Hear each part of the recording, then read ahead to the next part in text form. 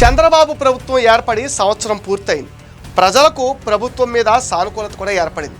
జగన్ రెడ్డి రాష్ట్రాన్ని అప్పుల పాలు చేశాడు. చంద్రబాబు చేయగలడా అని కొంతమంది సందేహపడినా ఇచ్చిన మాట ప్రకారం పెన్షన్ 4,000కు పెంచి తానేంటో నిరూపించుకున్నాడు. తల్లికి వందనంలో అయితే 100కు 100 మార్కులు ఇస్తున్నారు. ఎంతమంది పిల్లలుంటే అంతమందికి ఇవ్వడం అనేది మామూలు విషయం కాదు. దేశ చరిత్రలోనే ఇది ఎవరు ఇలాంటి పథకాన్ని ఇవ్వలేదు. ఇంత చేస్తున్నా జగన్ రెడ్డి గ్యాంగ్ ఏదో ఒకటి వాగుతూనే ఉంటారు. దాన్ని చంద్రబాబు పట్టించుకోవాల్సిన అవసరం లేదు.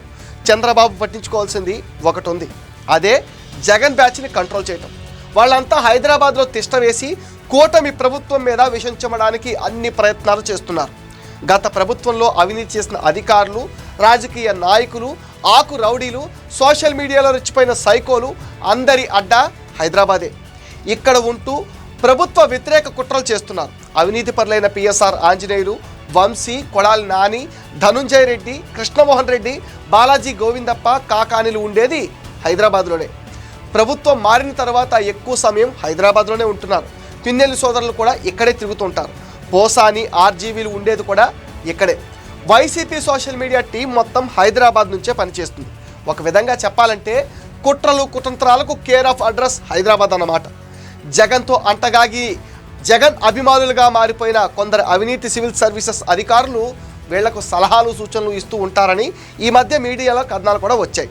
డీజీపీ అవ్వాల్సిన పిఎస్ఆర్ ఆంజనేయులు అరెస్ట్ నుంచి తప్పించుకోవడం ఎలా అని ఉచిత సలహాలు వీళ్ళు ఇస్తూ ఉంటారనే ప్రచారం ఉంది.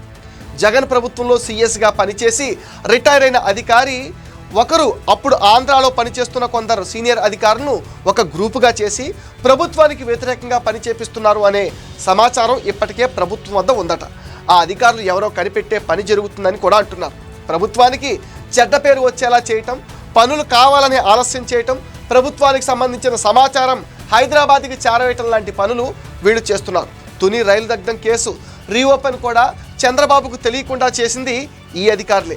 2 కులాల మధ్య చిచ్చు పెట్టడానికి ప్రయత్నించారు. చంద్రబాబుకు ఈ విషయం తెలియగానే జీవో రద్దు చేశారు. ఇటువంటి పనులకు స్కెచ్ వేసేది హైదరాబాద్లో ఉన్న రిటైర్డ్ అధికారంట. ఈయన గారు సీఎస్ హోదాలో ప్రభుత్వం మారటానికి 10 నెలల ముందు పెద్ద ఎత్తున వైజాగ్ చుట్టుపక్కల అసైన్డ్ భూములు తన కుటుంబ సభ్యుల పేరు మీద రిజిస్ట్రేషన్ చేయించుకున్నాడని అప్పుడు మీడియాలో కథనాలు కూడా వచ్చాయి. ఎలా అయితే పిఎస్ఆర్ని జైల్లో వేశారో ఈయన్ను కూడా వేస్తే కానీ తగ్గడు. అందుకే చంద్రబాబు హైదరాబాద్లో జగన్ గ్యాంగ్ చేస్తున్న యాక్టివిటీ మీద ఒక కన్నేసి ఉంచాలి. ఇంటెలిజెన్స్ వాళ్ళను రంగంలోకి దించి ఎప్పటికప్పుడు సమాచారం తెప్పించుకోవాలి. అప్పుడే రాష్ట్రం ప్రశాంతంగా ఉంటుంది. ఆయన కూడా ప్రశాంతంగా పనిచేసుకోగలరు. లేకపోతే అడుగడుగునా ఈ సైకో బ్యాచ్ అడ్డు తగులుతూనే ఉంటారు.